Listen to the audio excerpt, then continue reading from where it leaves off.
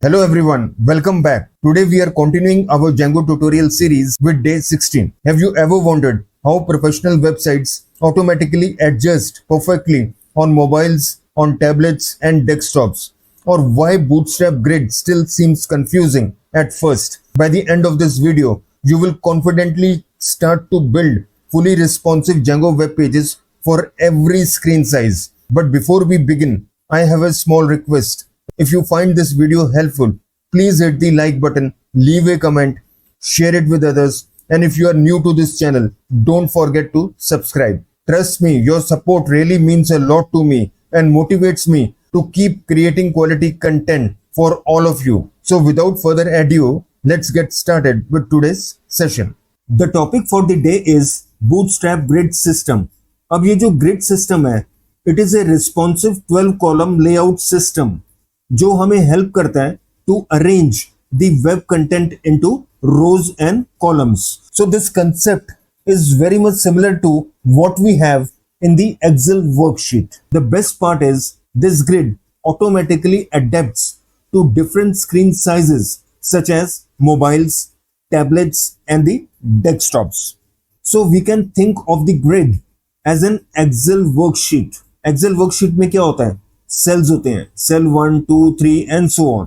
और हर एक सेल की वैल्यू आप कैसे एक्सेस करते हो? Using row and column value.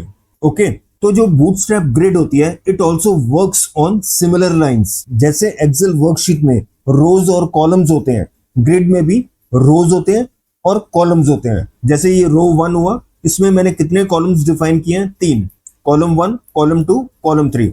रो 2 में मैंने कितने कॉलम्स डिक्लेयर किए हैं? 2. column 1 and column 2. I hope you are able to relate the working of the grid with that of the Excel worksheet. अब जब भी आप grid define करोगे, उसका proper structure क्या है? सबसे पहले आप container define करोगे, उसके under आप grid define करोगे, ठीक है? So that the container is the parent of the grid. और इस container का क्या purpose होता है? Its purpose is to provide a proper layout structure, proper width, horizontal spacing and centers the layout on the page. लेकिन एक चीज ध्यान रखना, इसका यूजेज completely optional है, but it is highly recommended to use this container as the parent of the grid. तो जैसे कि हमने डिस्कस किया था, ग्रिड डिफाइन करने से पहले हमें कंटेनर डिफाइन करना पड़ेगा, which will provide left and right margins and keep everything aligned. ठीक है, कंटेनर कैसे डिफाइन करते हैं? ये रहा इसका code snippet. div class is equal to container, और यहां पे आप ग्रिड डिफाइन करोगे so that container becomes the parent of the grid. Because the container has left and right margins, it will ensure that the web content does not touch the edges of the screen. अब एक चीज और होती है, जैसे container होता है, container fluid भी होता है, लेकिन कंटेनर फ्लूइड क्या करता है? मार्जिन्स यूज नहीं करता. So that means it uses 100% of the screen width. Right? So there will be a possibility that the web content will touch the edges of the screen.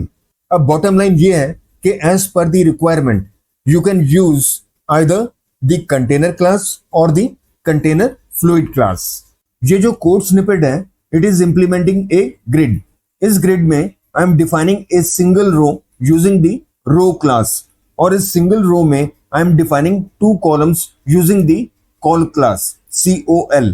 Okay, this is the first column and this is the second column. जो पहला column है उसका web content या element क्या है? A. और दूसरे column का जो एलिमेंट है वो है B. I hope the code is clear. अब इस कोड स्निपेट को एग्जीक्यूट करने के बाद जो आउटपुट होगा वो देखो. So this is the output. So as per the code हमने एक रो क्रिएट किया था, एक ही रो है, ठीक है? उस रो में 2 कॉलम्स क्रिएट किए थे, ये कॉलम 1 और ये कॉलम 2. उसके एलिमेंट्स क्या थे? पहले कॉलम का एलिमेंट था A और दूसरे कॉलम का एलिमेंट था B. अब इस कॉल क्लास की वर्किंग देखते हैं. This col class is used to create equal width flexible columns. So this means whenever I use the col class, the Bootstrap will automatically divide the row equally amongst all the column elements regardless of the screen size. As simple as that. अब ये बहुत important concept है, जरा ध्यान से देखो. जब भी आप ग्रिड डिफाइन करते हो, Bootstrap always uses 12 column format. इसका क्या मतलब हुआ? Every row will be divided into 12 equal parts. As simple as that. अब ये देखो, ये मेरी रो है, इसको मैंने 12 इक्वल पार्ट्स में डिवाइड किया है. ठीक है, part 1, part 2, part 3 till the 12th part is reached, and it is you who has to decide how many parts each column should occupy or it should have. तो इसका मतलब ये हुआ कि आपके कॉलम में एक पार्ट भी हो सकता है, दो पार्ट भी हो सकते हैं, तीन पार्ट भी हो सकते हैं, एंड सो ऑन. अब ये कोड स्निपेट देखो, which is again implementing a grid system.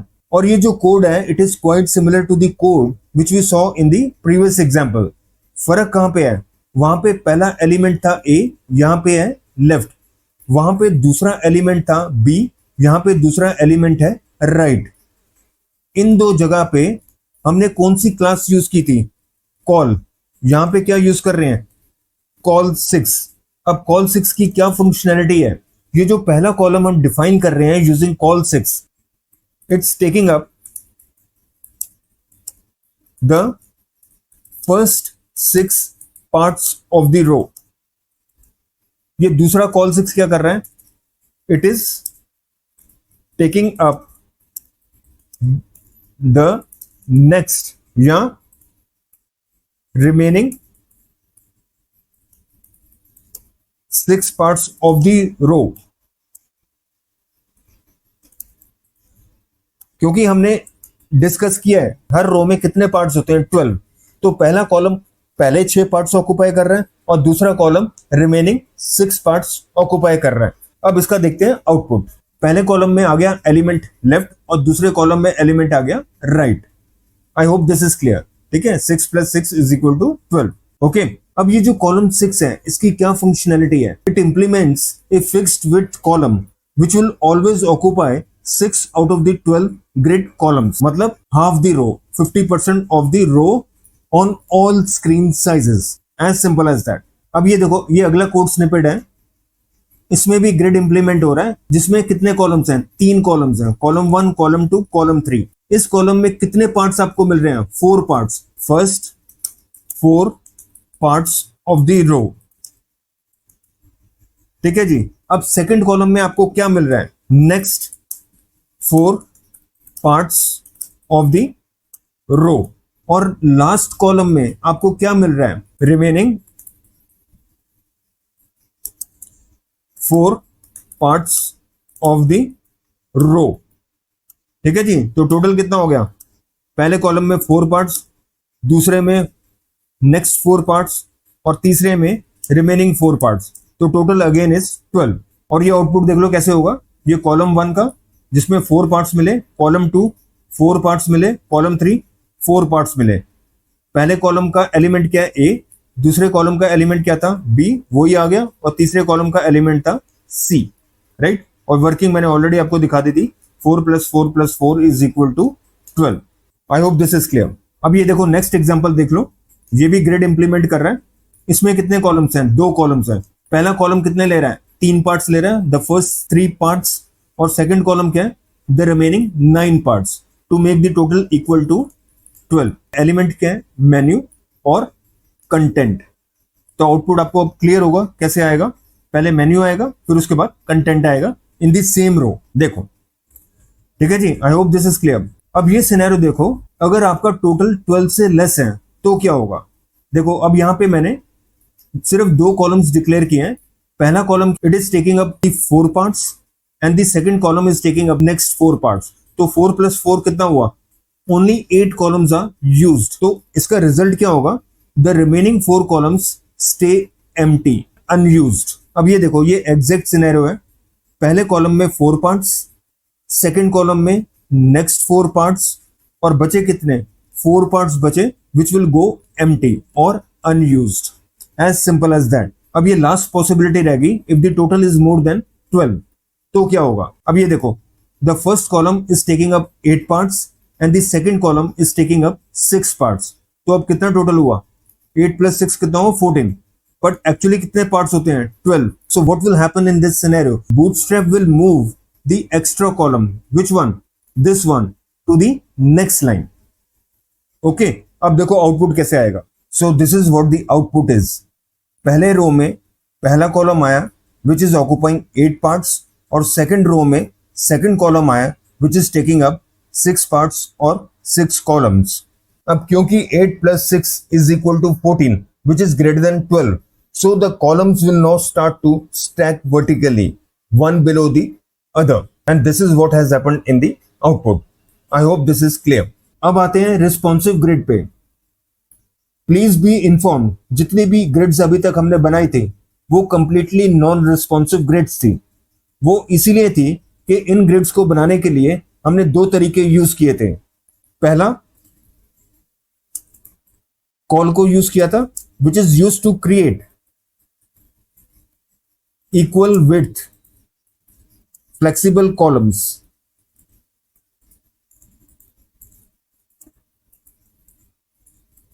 तो इसका मतलब क्या हुआ, जब भी आप कॉल क्लास यूज करते हो बूटस्ट्रैप क्या करेगा, रो को इक्वली डिवाइड करेगा amongst all the column elements.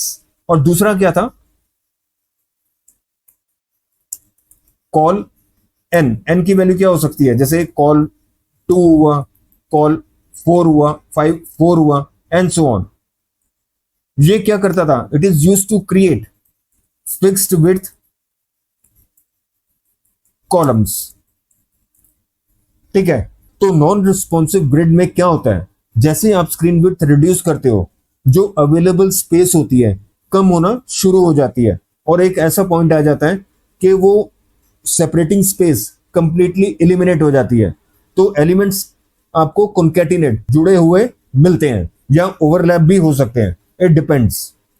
ठीक है, लेकिन रिस्पॉन्सिव ग्रिड का क्या फीचर है, जैसे आप स्क्रीन विड्थ रिड्यूस करते हो एक पॉइंट के बाद जो एलिमेंट्स हैं वो वर्टिकली स्टैक होना शुरू हो जाते हैं एक के ऊपर एक। ठीक है, नॉन रिस्पॉन्सिव ग्रिड में जो कंटेंट है, जो एलिमेंट्स हैं वो एक ही रो में रहेंगे, वो दूसरे रो में नहीं जाएंगे। लेकिन रिस्पॉन्सिव ग्रिड में वही एलिमेंट्स वर्टिकली स्टैक होना शुरू हो जाते हैं एक पॉइंट के बाद, उसको बोलते हैं ब्रेक पॉइंट। ये अभी हम डिटेल में अभी देखेंगे। तो फिर रिस्पॉन्सिव ग्रिड आप कैसे बनाएंगे, इस तरह, इस div एलिमेंट के थ्रू। div class is equal to call md6। अभी तक हमने क्या यूज किया था, कॉल यूज किया था, कॉल -6 यूज किया था। अब क्या आ गया, ये ब्रेक पॉइंट आ गया। ठीक है, ये तो क्लास हो गई, ये ब्रेक पॉइंट हो गया, और ये ब्रेक पॉइंट वैल्यू हो गई। As simple as that. अब इस क्लास को समझने के लिए सबसे पहले कितने ब्रेक पॉइंट्स होते हैं उसकी नॉलेज हमें होना जरूरी है। ठीक है, तो पहले सबसे पहले जितने भी ब्रेक पॉइंट्स हैं वो हम डिस्कस कर लेते हैं। तो ये रहा हमारा चार्ट, ये सारे देखो ब्रेक पॉइंट्स हैं। SM होता है आपका स्मॉल, ठीक है, ये मीडियम हो गया, ये लार्ज हो गया, ये एक्स्ट्रा लार्ज हो गया, ये एक्स्ट्रा एक्स्ट्रा लार्ज हो गया। और ये डिवाइसेस हैं जिन पे ये एप्लीकेबल हैं, ब्रेक पॉइंट्स जो एप्लीकेबल हैं। स्मॉल ब्रेक पॉइंट किस पे एप्लीकेबल होता है, लार्ज फोन्स और स्मॉल टैबलेट्स पे। MD ब्रेक पॉइंट किस पे एप्लीकेबल होता है, टैबलेट्स पे। LG जो ब्रेक पॉइंट है that is applicable on laptops. Extra large break point किस पे नॉर्मली एप्लीकेबल होता है, डेस्कटॉप्स पे। और extra extra large break point किस पे एप्लीकेबल होता है, large desktops and wide monitors पे। ठीक है, और इनके अब स्क्रीन साइजेस भी देख लो। ये जो SM होता है वो स्टार्ट होता है 576 पिक्सल से स्क्रीन विड्थ। इसकी स्क्रीन विड्थ होती है 768 पिक्सल्स ऑनवर्ड्स। लार्ज की होती है 992 पिक्सल्स ऑनवर्ड्स। एक्सेल के लिए, एक्सेल ब्रेक पॉइंट के लिए जो स्क्रीन विड्थ होती है वो 1200 पिक्सल ऑनवर्ड्स होती है। और डबल एक्सेल के लिए स्क्रीन विड्थ शुरू होती है फ्रॉम 1400 पिक्सल्स ऑनवर्ड्स। ये आपके एग्जांपल क्लासेस हैं, कॉल SM6। ये जरूरी नहीं है कि 6 ही आपको यूज करना है, कोई भी वैल्यू यूज कर सकते हो, 1 2 3 4 एज पर दी रिक्वायरमेंट। ठीक है, इंपॉर्टेंट ये है कि इसका सिंटेक्स कैसे होना चाहिए। क्लास कॉल होनी चाहिए, ब्रेक पॉइंट होना चाहिए और ब्रेक पॉइंट वैल्यू होनी चाहिए। As simple as that. अब ये चीज मेमोराइज करना बहुत जरूरी है। SM ब्रेक पॉइंट का स्क्रीन विड्थ स्टार्ट होती है 576 पिक्सल ऑनवर्ड्स, MD की 768 पिक्सल ऑनवर्ड्स, लार्ज की 992 पिक्सल ऑनवर्ड्स, एक्स्ट्रा लार्ज की 1200 पिक्सल ऑनवर्ड्स और एक्स्ट्रा एक्स्ट्रा लार्ज की 1400 pixel onwards. I hope this is clear. तो ये थी ना हमारी क्लास, कॉल, MD और 6। MD हुआ ब्रेक पॉइंट, 6 हुआ ब्रेक पॉइंट वैल्यू। ठीक है, अब इसका इंटरप्रिटेशन देखते हैं। अब ये देखो, ऑन मीडियम स्क्रीन का स्क्रीन विड्थ कहां से शुरू होती है? 768 पिक्सल ऑनवर्ड्स एंड लार्जर। ये ध्यान रखना, अगर आपने मीडियम ब्रेक पॉइंट दिया है, so the same thing will be applicable for all the higher screens. Higher screens मतलब मीडियम के बाद क्या आता है? लार्ज आता है, एक्स्ट्रा लार्ज आता है, एक्स्ट्रा लार्ज आता है, right? So whatever break point you specify for the medium screen, that is equally applicable for all the higher screens. ठीक है? So on medium screens and larger, the responsive column takes 6 out of the 12 columns, that is half the row. Small screen पे क्या होगा? 768 pixel screen width से कम है अगर आपका device, उस सिनेरियो में क्या होगा? जो वैल्यू 6 है ना, that won't be applicable. What will happen?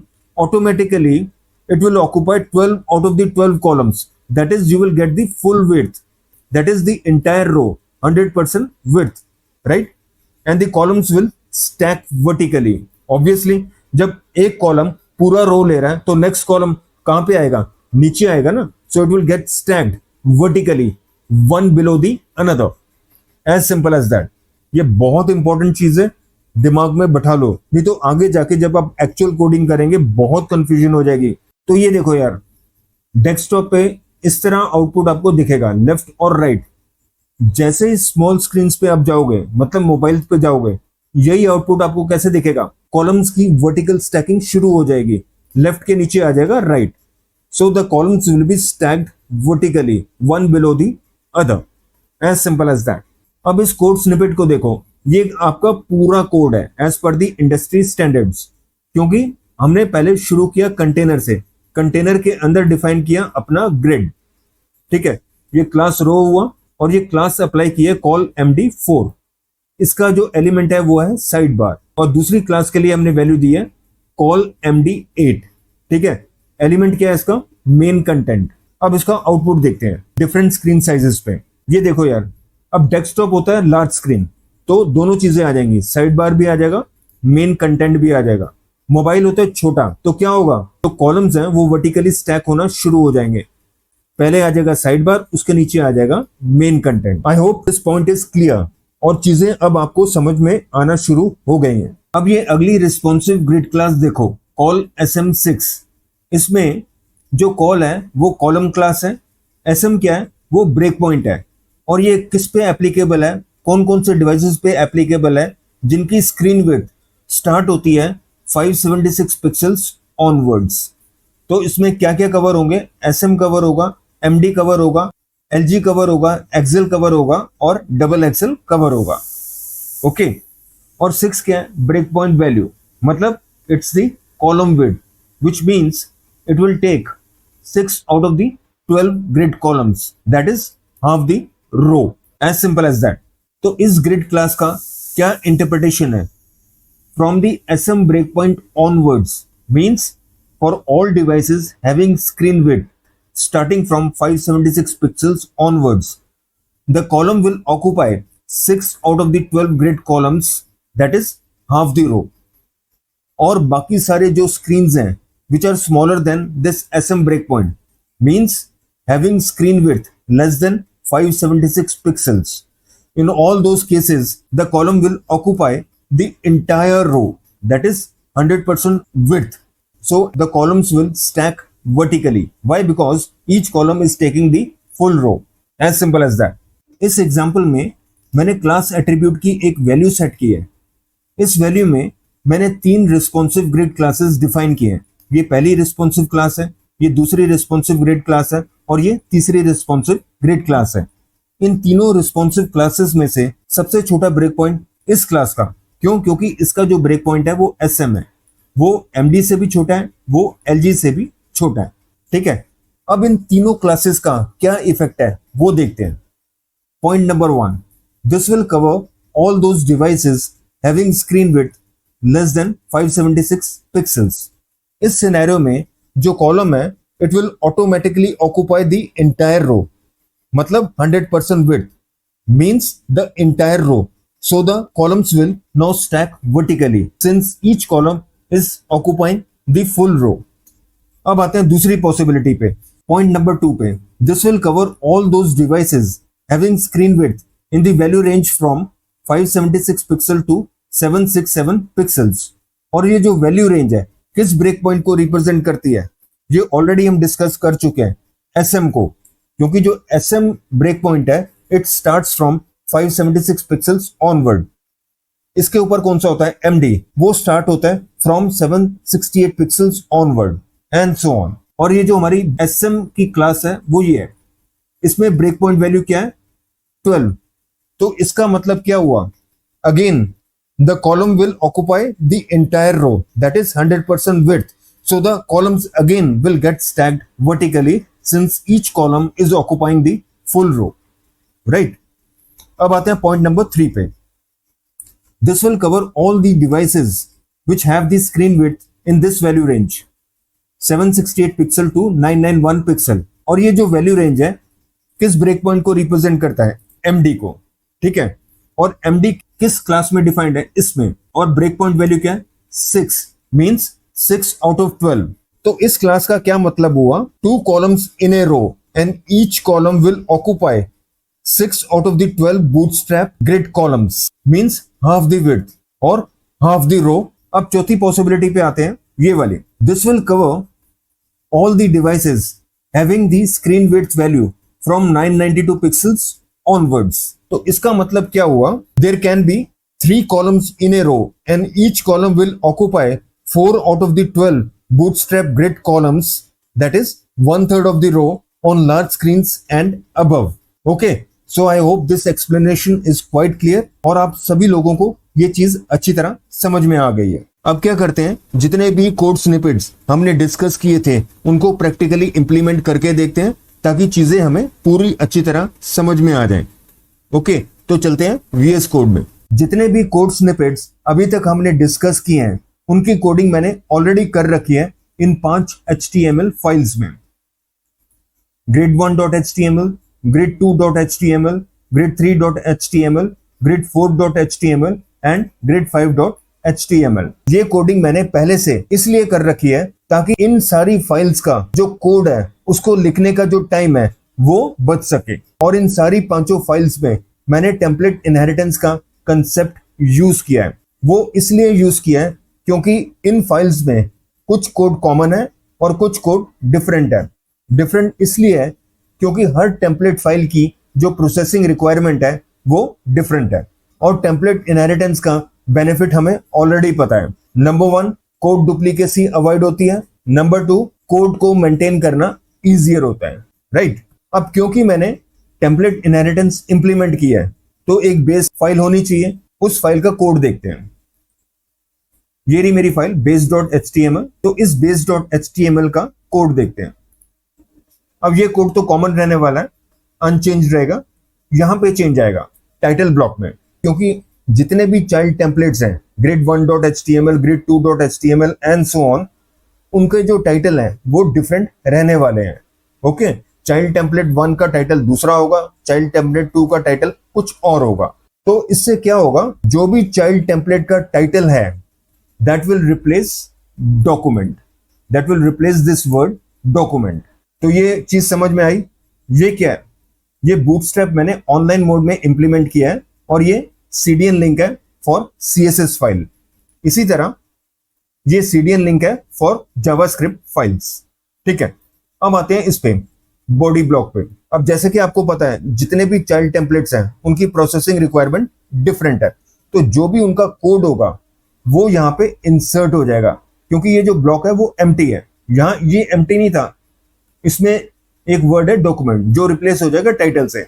ये है एम्प्टी. तो यहाँ पे क्या होगा, जो भी चाइल्ड टेम्पलेट का बॉडी कोड होगा वो यहाँ पे इंसर्ट हो जाएगा. ये पॉइंट नोट करना. ओके, बाकी कुछ नहीं है इसमें, दैट्स इट. अब आते हैं इंडिविजुअल फाइल्स पे और उनको एक एक करके एग्जीक्यूट करते हैं. तो स्टार्ट करते हैं अपने पहले चाइल्ड टेम्पलेट grid1.html से.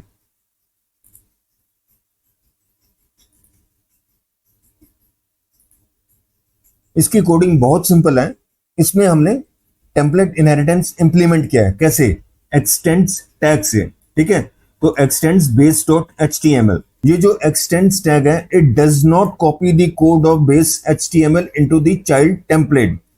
ये बहुत लोगों का भ्रम है कि उसका सारा कंटेंट इसमें कॉपी होता है और ये जो टाइटल ब्लॉक्स हैं या बॉडी ब्लॉक्स हैं ये इंसर्ट होते हैं या रिप्लेस होते हैं। नो, फिर मैं बोल रहा हूं ये जो एक्सटेंड्स टैग है it does not copy the code of the base HTML that is the parent template into the child template. Django क्या करेगा, it will dynamically combine the parent and the child templates at runtime to generate the final HTML which is sent to the browser. Okay, so this is what happens behind these scenes and this is very important for you people to know this thing. बाकी सब easy है। ये title है, parent template में क्या था, document था, document किससे रिप्लेस हो जाएगा, ग्रिड डेमो 1 से। ठीक है, उसमें पेरेंट का जो बॉडी ब्लॉक है उसमें क्या इंसर्ट हो जाएगा, ये वाला कोड इंसर्ट हो जाएगा। बहुत सिंपल कोड है। इसमें मैं क्या कर रहा हूं, एक रो डिफाइन कर रहा हूं और इस रो में 2 कॉलम्स डिफाइन कर रहा हूं। अब ये जो कॉल क्लास है क्या इंप्लीमेंट करता है, इक्वल विड्थ फ्लेक्सिबल कॉलम्स। तो इसका मतलब क्या हुआ, जब भी आप कॉल क्लास यूज करते हो बूटस्ट्रैप क्या करेगा, it will automatically divide the row equally amongst all the column elements regardless of the screen size, as simple as that. तो इस सिंगल रो में 2 कॉलम्स डिक्लेयर किए हैं और ये कॉलम एलिमेंट्स हैं A और B। ठीक है, अब इसको चला के देखते हैं। सेव करो कोड को, टर्मिनल ओपन करो, सर्वर स्टार्ट करो,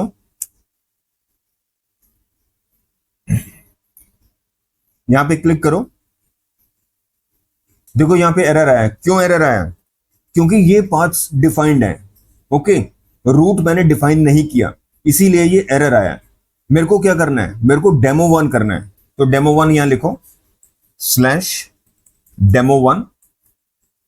ये हमारा आउटपुट आ गया। इसमें एक रो है और 2 कॉलम्स हैं। पहले कॉलम का एलिमेंट है A और दूसरे कॉलम का एलिमेंट है B। अगर आप रो और कॉलम देखना चाहते हो, कैसे देखोगे, इंस्पेक्ट में आ जाओ।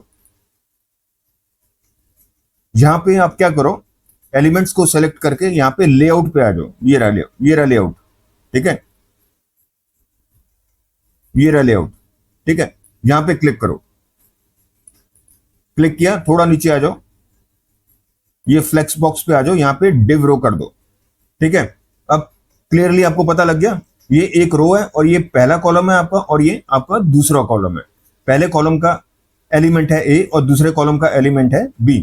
तो इससे क्लैरिटी आ जाती है। ठीक है, तो लेआउट में डिव रो को आप चेक कर दो तो you will basically see the actual picture. अब मैं इसको हटा रहा हूं। ओके, इसको मैं थोड़ा नीचे लेकर जा रहा हूं। अब ये जो ग्रिड आप देख रहे हो ये नॉन रिस्पॉन्सिव है, ये रिस्पॉन्सिव ग्रिड नहीं है। क्योंकि हमें पता है जो रिस्पॉन्सिव ग्रिड होती है वो कैसे बनती है, ब्रेक पॉइंट से, जिसकी वजह से जो आपके कॉलम्स हैं वो वर्टिकली स्टैक होते हैं वन बिलो दी अदर।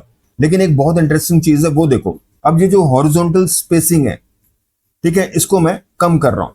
ये देखो हो रहा है कम, कम होता जा रहा है। और स्क्रीन साइज भी आप देखते रहो कम हो रही है। ठीक है, ये व्यू पोर्ट, ये विड्थ है और ये हाइट है। तो इसको कम करो, करते रहो करते रहो करते रहो। अब ये देखो विड्थ कितनी है, 147, मतलब एक्स्ट्रा स्मॉल स्क्रीन होगी आपकी। क्योंकि स्मॉल जो होती है SM जो ब्रेक पॉइंट होता है कहां से शुरू होता है, 576 पिक्सल्स ऑनवर्ड्स। ठीक है, तो ये बहुत स्मॉल हो चुकी है, आपके कॉलम्स बहुत नैरो डाउन हो चुकी है। हॉरिजॉन्टल स्पेसिंग है between the columns, it is getting reduced. कम करो कम करो कम करो। देखो अब क्या हुआ, ये इवन दो ये जो ग्रिड है रिस्पॉन्सिव नहीं है, लेकिन कॉलम्स की जो स्टैकिंग है वर्टिकली हो गई है। अब ये इस वजह से हुई है, ये रिस्पॉन्सिव बिहेवियर की वजह से नहीं हुई है, ब्रेक पॉइंट्स की वजह से नहीं हुई है। ठीक है, प्लीज बी इन्फॉर्म। ये हुई है आपके जो बूटस्ट्रैप में जो रो होता है वो क्या होता है, वो एक फ्लेक्स कंटेनर होता है, राइट। प्लीज बी इन्फॉर्म कि जो आप ग्रिड में रो बनाते हो वो इनफैक्ट एक फ्लेक्स कंटेनर होता है, जिसके अंदर डॉट रो क्लास जो होती है उसके अंदर एक CSS प्रॉपर्टी डिफाइंड होती है, फ्लेक्स रैप कोलन रैप। इसका मतलब क्या होता है, जब फ्लेक्स कंटेनर लेआउट में हॉरिजॉन्टल स्पेसिंग इतनी नैरो डाउन हो जाती है कि it cannot accommodate the columns, जो कॉलम्स अकोमोडेट नहीं हो सकते वो रैप हो जाते हैं on to the second line. तो विजुअली आपको ऐसे लगता है कि ये कॉलम्स आपके वर्टिकली स्टैक हो रहे हैं, but actually It is the column wrapping which is happening because of the CSS class present in .row class. इसको अच्छी तरह समझने के लिए अपने राइटअप पे चलते हैं. ठीक है, सबसे पहला पॉइंट दिमाग में बैठा लो, जो बूटस्ट्रैप रोज होते हैं वो फ्लेक्स कंटेनर्स होते हैं. अब ये देखो, मान लो हमारा रो में 2 कॉलम्स है, जैसे अभी हमारे इस कोड स्निपेट में था. अब हमारा जो ग्रिड है वो कैसे डिफाइन हुआ है? फिक्स विड्थ कॉलम से भी हो सकता है, जैसे कॉल 1 कॉल 2, या इक्वल विड्थ कॉलम से. कॉल हमने यूज किया कॉल, तो ये जो एक्सप्लेनेशन है it is equally applicable on fixed width columns also, जैसे कॉल 1 से बनाया, कॉल 2 से बनाया, and so on. So if I define the grid using equal width flexible columns and I continuously start to reduce the viewport width, इसका क्या result होगा? The available horizontal spacing for the columns will keep on decreasing. Obviously, तो जैसे columns narrow down हो जाते हैं, okay, तो ऐसे लगता है कि वो मर्ज हो गए हैं, पर वो मर्ज नहीं हुए. The browser will still treat them as two separate flex items. ठीक है, क्योंकि 2 कॉलम्स के बीच में अगर हॉरिजॉन्टल स्पेसिंग खत्म हो जाती है तो वो जुड़ जाएंगे ना. मतलब इंप्रेशन ऐसा लगेगा, इल्यूजन ऐसा होगा कि वो मर्ज हो गए, बट वो मर्ज नहीं हुए. Still they are 2 separate flex items. लेकिन इसका क्या इंप्लीकेशन होगा? The content of the first column will overflow beyond its column boundary into the visual area of the second column. ठीक है, कहने का मतलब ये है कि जो पहले कॉलम का जो कंटेंट है it will overflow beyond its column boundary into the visual area of the second column, और जो सेकंड कॉलम का जो कंटेंट है it will overflow beyond its own boundary towards the right hand side. As simple as that. अगर आप इस process को continue करते रहोगे of reducing the view port width, एक स्टेज आएगा, एक टाइम आएगा, अब ये जो डॉट रो है, जो फ्लेक्स कंटेनर है, जो रो है आपका, will no longer be able to keep both the columns on the same flex line. अब जैसे कि मैंने ये बोला था, बूटस्ट्रैप का ये जो डॉट रो क्लास है it uses this property, display property और फ्लेक्स रैप प्रॉपर्टी. डिस्प्ले में तो फ्लेक्स है तभी वो फ्लेक्स कंटेनर बना है. फ्लेक्स रैप प्रॉपर्टी की वैल्यू आपने क्या सेट किया? रैप.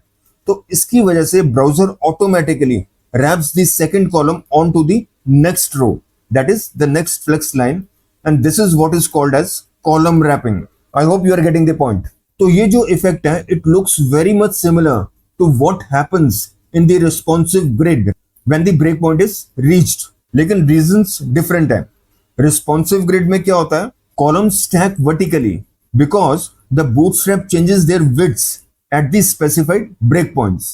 Okay, ये हम डिटेल में देख चुके हैं. और ये जो अभी column wrapping वाला, columns move to the next line because the flex box container cannot fit all the columns on the same line. As simple as that. तो इसका conclusion क्या हुआ? Even though the reasons are different, but the final visual appearance will look like the same. I hope this underlying process is now very much clear. अब चलते हैं दूसरे child template पे, grid 2 पे.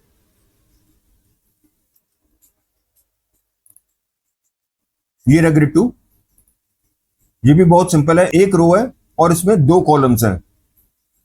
पहले कॉलम का जो एलिमेंट है वो लेफ्ट है और दूसरे कॉलम का एलिमेंट है राइट ईयर्स.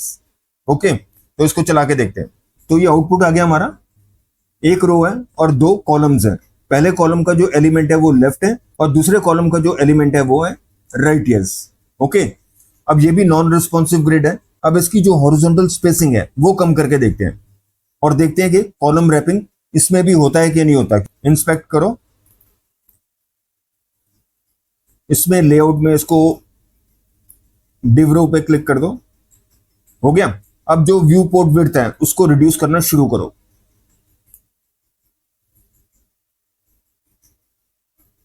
अब ये देख रहे हो, the content of the second column is overflowing beyond it's boundary. देखो यू और एस बाहर आ गया. ठीक है, बाउंड्री से बाहर आ गया. और थोड़ा सा नैरो डाउन करो. देख रहे हो, अब TEOUS बाहर आ गया. ठीक है, ओवरफ्लो हो गया बियॉन्ड इट्स कॉलम बाउंड्री. और कम करो. अब ये देख रहे हो, लेफ्ट का T बाहर निकल गया. The content of the first column has overflown beyond its column boundary into the visual area of the second column. देखो यहां पे रुक गया. ओके, अब इसको और कम करो, से 45 कर दो. कॉलम रैपिंग हो गया, तो हमें वही सेम इफेक्ट मिला है वर्टिकल स्टैकिंग का, but actually the reason is different. This is not vertical stacking, this is because of column wrapping. अब आते हैं अपने तीसरे चाइल्ड टेम्पलेट पे. तो इसका कोड भी बहुत सिंपल है. एक रो डिफाइन किया मैंने, हर कॉलम कितने पार्ट्स ऑक्यूपाई कर रहे हैं out of the 12, 4 each, 4 4 4, total 12 हो गया. किसी भी रो में 12 होते हैं. ठीक है, इसको चला के देखते हैं. 3 करो, 3 कॉलम्स आ गए, ये 4 पार्ट्स, ये 4 पार्ट्स और ये 4 पार्ट्स. इंस्पेक्ट खोलो,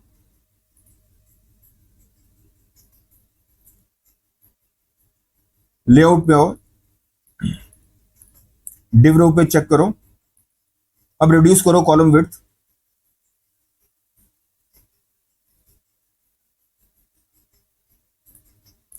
ठीक है, इससे ज्यादा नहीं हो रहे, तो हमें मैनुअली अब कम करने पड़ेंगे. लेकिन अभी एक चीज नोट करो, कॉलम रैपिंग किसका हुआ? सी का. क्यों? क्योंकि सी सेम लाइन पे अकोमोडेट नहीं हो रहा था. और कम करो, से 43. ठीक है, तो जो सेकंड कॉलम और थर्ड कॉलम इसकी रैपिंग हो गई है, तो इफेक्ट वैसे ही लग रहा है vertical stacking, but actually it is column wrapping. Right, this is what you need to understand. अब चलते हैं चौथे टेम्पलेट पे. इसमें क्या हो रहा है, मैंने पार्ट्स थोड़े कम किए हैं, इक्वल नहीं है. पहले कॉलम ले रहा है 3 पार्ट्स और दूसरा ले रहा है 9 parts, to make the total as 12. ठीक है, चला के देखते हैं. इसका यूआरएल है डेमो4. ठीक है जी, मेन्यू और कंटेंट अभी नजर नहीं आ रहा ना, अभी आएगा. इसको क्लिक कर दो यहाँ पे, div डॉट रो. ठीक है, अब ये देख रहे हो ना, ये 3 पार्ट्स है और ये 9 पार्ट्स है. विजुअली अब चीजें क्लियर हो जाती हैं. और फंडा वही है, अगर आप इसको रिड्यूस करो, अल्टीमेटली ये देखो यहाँ ये ओवरफ्लो हो रहा है और यहाँ पे कॉलम रैपिंग हो रही है. As simple as that. अब आते हैं अपने लास्ट चाइल्ड टेम्पलेट पे, ग्रिड 5. ये ग्रिड 5 का कोड है. इसमें क्या हो रहा है,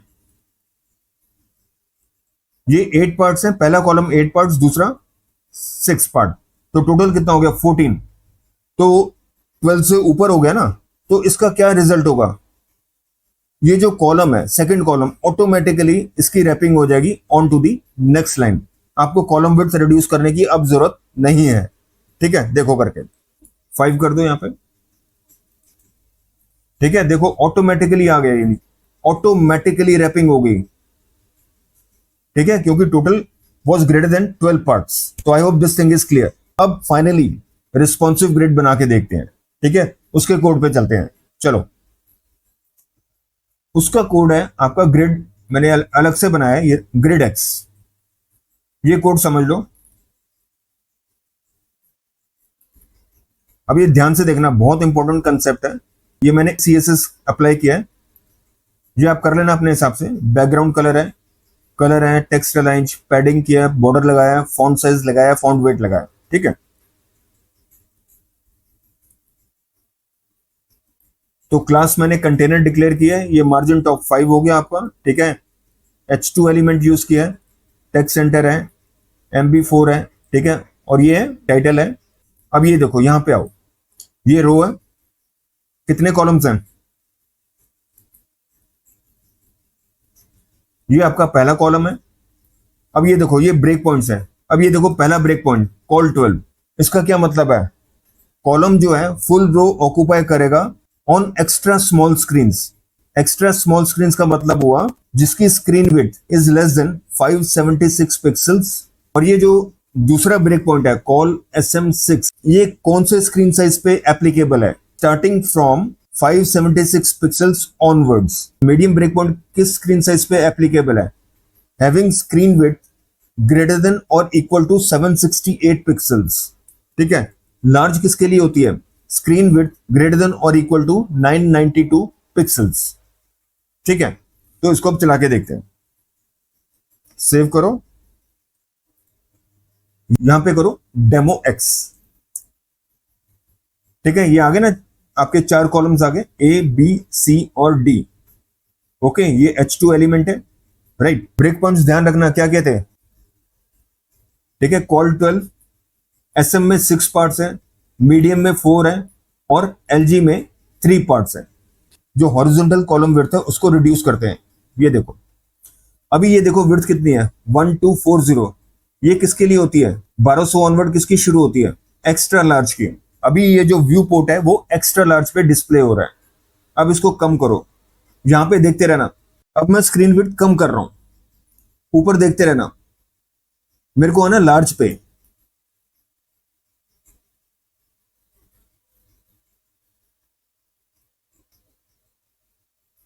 $992 ऑनवर्ड्स ना, यहां पे आ जाओ, इससे थोड़ा कम कर लो, ठीक है। यहां पे क्या है कि चारों कॉलम्स कितने पार्ट्स ऑक्युपाई कर रहे हैं? 3 ईच, तो 3 4 12, इसीलिए ये चारों के चारों कॉलम्स आपके एक लाइन में आ रहे हैं। अब जैसे ही मैं इससे कम करूंगा, इसके नीचे क्या आएगा आपका? एमडी शुरू हो जाएगा। एमडी में मैंने कितने पार्ट्स स्पेसिफाई किए हैं? 4 पार्ट्स। अब 4 कॉलम्स हैं और 4 पार्ट्स हैं, मतलब 16, तो 12 से बढ़ गया वो। तो क्या होगा? तो पहले 3 एक रो में आएंगे और जो डी है वो नीचे आ जाएगा। पहले 3 को अगर मैं सम अप करूं तो 12, वो पूरे अकोमोडेट हो जाएंगे, डी नीचे आ जाएगा। देखो, अब मैं इसको कम कर रहा हूं, डी नीचे आ जाएगा। आ गया? तो I hope you are understanding the concept of the break points. तो करते रहो, कम करते रहो। स्मॉल कहां से शुरू होता है?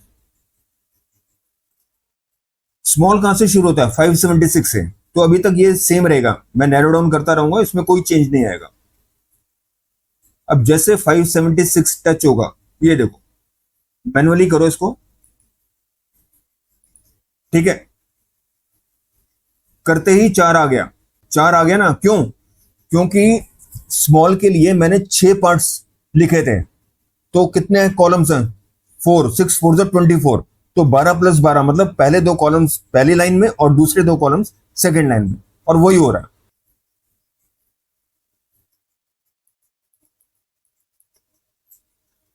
देख रहे हो, जैसे 768 हुआ वो 3 + 1 हो गया। इसको नीचे करो, 576 तक लेकर जाओ।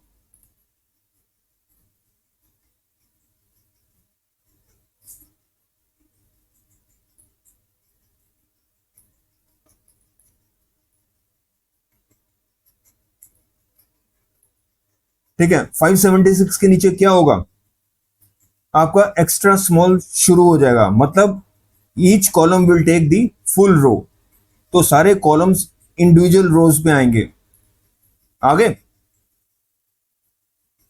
इसको थोड़ा नीचे करो, डी भी आ गया ना आपका। अब ये जो डी है ना, पूरी तरह नजर नहीं आ रहा, आप माउस से स्क्रॉल डाउन कर लेना। मेरे माउस का अभी स्क्रॉल खराब है। तो ठीक है यार, हमने ग्रिड की जो एक्सप्लेनेशन डिटेल में देख ली है, और ट्रस्ट मी, ये किसी भी सेशन में आपको इतनी इलेबोरेट डिस्कशन नहीं मिलेगी जो यहाँ आपको टेक गुरु प्लेटफॉर्म पे मिल रही है। तो कंक्लूड करते हैं आज का session. Thanks for watching and see you in the next session.